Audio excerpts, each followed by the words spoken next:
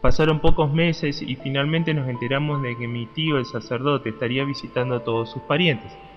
Le pregunté a mi padre si él podría preguntarle al tío Félix cuando se presentase la oportunidad sobre los protestantes buenos.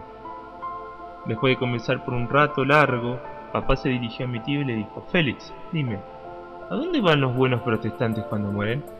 ¿Por qué me preguntas eso? Papá le explicó mi pregunta a la luz de lo que decía el catecismo. Mi tío contestó: lo que Roger ha citado del catecismo es correcto, respondió. No hay salvación fuera de la Iglesia Católica, sin importar cómo pueda ser la persona. Su declaración abrió todo un debate sobre el asunto. Mi padre afirmaba que no sería justo si Dios no permitía que un buen protestante entrara en el cielo, mientras mi tío apaciguaba la conversación al sugerir que el alma de un buen protestante probablemente fuese al limbo al morir. Se supone que es el lugar donde van las almas de los bebés no bautizados cuando mueren. Una cosa sí sé, concluyó tío Félix. De acuerdo con la Iglesia, ningún protestante, bueno o malo, irá al cielo o verá a Dios alguna vez. Y recuerden, yo no hago las reglas, solo las enseño.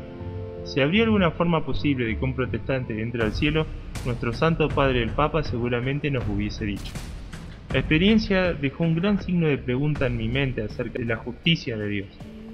Pasó el tiempo y un par de años después el tema de la justicia de Dios volvió a surgir. Una hermosa noche de julio, alguien que pasaba se detuvo a contarles a mis padres que un vecino había muerto de repente mientras trabajaba a 8 kilómetros de su casa. Una afirmación molestó a todos los presentes. Murió sin que hubiese un sacerdote que le diera el último sacramento de la iglesia. Después de mencionar que el hermano del hombre muerto se estaba llevando el cuerpo a su casa, el hombre se fue sacudiendo la cabeza de un lado al otro mientras decía: es triste, triste, triste. Puedo recordar ese incidente como si fuera ayer. En poco tiempo vimos un viejo carro tirado por caballos que avanzaba lentamente por el camino. Una manta cubría el cuerpo y el conductor estaba sentado al frente del carrito con las piernas colgando y el rostro que reflejaba su desesperación. Un par de vecinos que habían venido a usar nuestro teléfono, comenta Roger, nuestra familia tenía uno de los dos teléfonos en varios kilómetros a la redonda. Estaban sentados en la galería del frente con nosotros. Después de que el cuervo pasó por nuestra casa, mi madre comentó lo triste que era. Si tan solo hubiese tenido un sacerdote para perdonarle sus pecados mortales y así no tener que entrar al fuego del infierno. Esperemos que solo haya tenido pecados veniales en su alma. Eso solo representa años de quemarse en las llamas del purgatorio. Tendremos que juntar unos dólares y celebrar misa por la paz de su alma, dijo mi madre, porque no veo cómo su viuda y los hijos puedan hacerlo. Uno de sus vecinos declaró: tengo ganas de decirle que se guarde su dinero. Estoy inclinado a pensar de que su alma ahora está en el fuego del infierno. Verán, señor y señora Morneau, este hombre era conocido por tener dedos pegajosos. Lo que quiero decir es que a veces había tomado cosas que no eran suyas. Esa es una acusación bastante fuerte, respondió mi padre, y a menos que usted pueda probarlo, apreciaría que no diga absolutamente nada. Odio decirlo, pero ¿recuerda el año pasado, por esta fecha, que usted no podía localizar una cadena para arrastrar troncos que había comprado hacía poco tiempo? Si llegara a ir a su granero y mirara en un lugar en particular, vería su cadena. Yo la vi allí hace pocos días atrás. De hecho, le hice un comentario al hombre y él dijo que se la había pedido prestada a usted, pero usted no lo sabía. Mi padre pareció conmovido por un momento, pero después de recobrar su compostura dijo: esto es toda una revelación para mí, escuchen todos. Quiero que todos sepan que a la vista de Dios le doy al muerto la cadena que me había pedido prestada, incluso si él nunca tuvo ninguna intención de devolvérmela.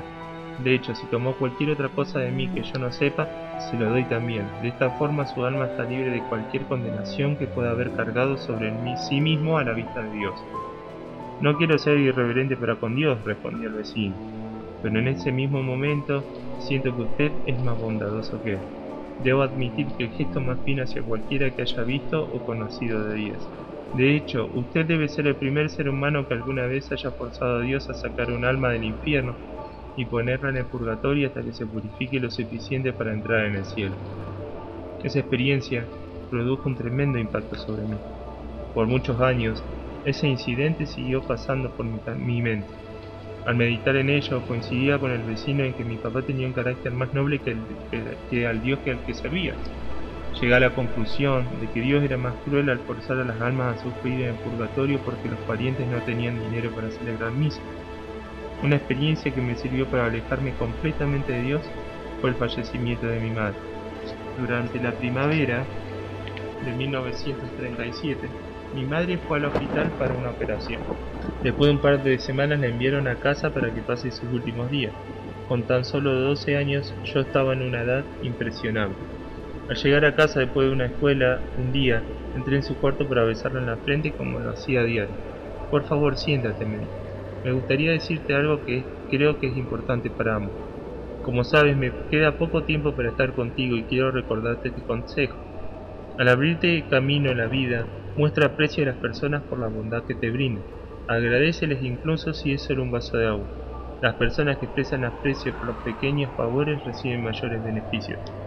En aquellos días, era costumbre velar al muerto en su casa en vez de hacerlo en una casa velatoria. Por 3 días los amigos, parientes y vecinos vinieron a presentar sus respetos y a orar por el alma de mi madre. El día del funeral, muchos sentían que a mi madre estaba en el cielo junto a Dios porque habían rezado muchos rosarios por ella. Pero lo que nos hacía sentir mejor que nada era el hecho de que mi padre había programado misa gregoriana por la paz de su alma. Como nos explicó tío Félix, las misas gregorianas tienen que ser lo más maravilloso que le pueda ocurrir al alma del difunto. Nos explicó que el Papa Gregorio, que tenía una preocupación especial por las almas en el purgatorio, las había inventado. La familia hace arreglos para celebrar 300 misas al mismo tiempo en varias parroquias, conventos, monasterios, etc., en un día determinado. Según él, estas tienen un poder redentor suficiente para llevar un alma directamente al cielo, a fin de que ni siquiera vea las llamas del purgatorio. Ese mismo día escuché decir a un pariente que las misas gregorianas costaban $1 cada una, o en otras palabras $300 por todo el acuerdo. Se ocurrió pensar que éramos muy afortunados de que mi padre pudiese permitirse ayudar a mi mamá a ir al cielo de una forma tan linda. Luego recordé a una mujer que había muerto 6 meses antes en nuestra parroquia. Como la familia era demasiado pobre para celebrar una misa, ella tendría que sufrir en el purgatorio. Los arreglos de su funeral habían trastornado mucho a mi padre, dado que él era el miembro de la comisión del bienestar de nuestra parroquia. Más tarde aquel día se sentó para cenar, después decidió no comer. Mi madre, percibí su estado de ánimo, le preguntó si había algo que andaba mal. Sí, también debería contarte, dijo. Pasé una buena parte de la tarde en el presbiterio de la iglesia con otros miembros de la comisión del bienestar, analizando los problemas de los pobres de nuestra parroquia. El tema principal de preocupación era la compra de un ataúd para la anciana Annie. Yo no estaba en contra de tratar de ahorrar algo de dinero, pero cuando el padre Paquín le preguntó al director del funeral cuánto nos ahorraríamos si le quitábamos el crucifijo y las manijas al ataúd del entierro, me disgusté y tuve ganas de cantarle las 40 al buen padre, pero me contuve por respeto a su cargo. Para ponerle fin a la discusión, dije que pagaría la diferencia en el costo. Las cosas de este tipo de algún modo me fastidian. Es muy triste ser pobre en los tiempos que corren, especialmente cuando se trata de morir. Al meditar en ambos incidentes no pude evitar sentir que Dios era muy injusto al permitir que la miseria continúe en este mundo. Al pasar el tiempo perdí mi confianza en Dios y en la iglesia y tomé la determinación de no tener nada que ver tanto con uno como con la otra tan pronto como fuese suficientemente grande como para hacer algo por cuenta propia. En el otoño de 1937, mi padre nos envió a mi hermano y a Edgar y a mí a un colegio con internado administrado por las monjas de l'Hôtel Dieu de Saint-Basile. Recibí mucha más instrucción religiosa que solo sirvió para endurecer más mi corazón. Al juzgar por las experiencias externas, nadie se hubiese imaginado el conflicto que tenía lugar en mi alma. Paso a paso, me alejé de Dios indignado y con odio. Pasaron algunos años, y luego vino la Segunda Guerra Mundial, y con ella un llamado a servir a mi país.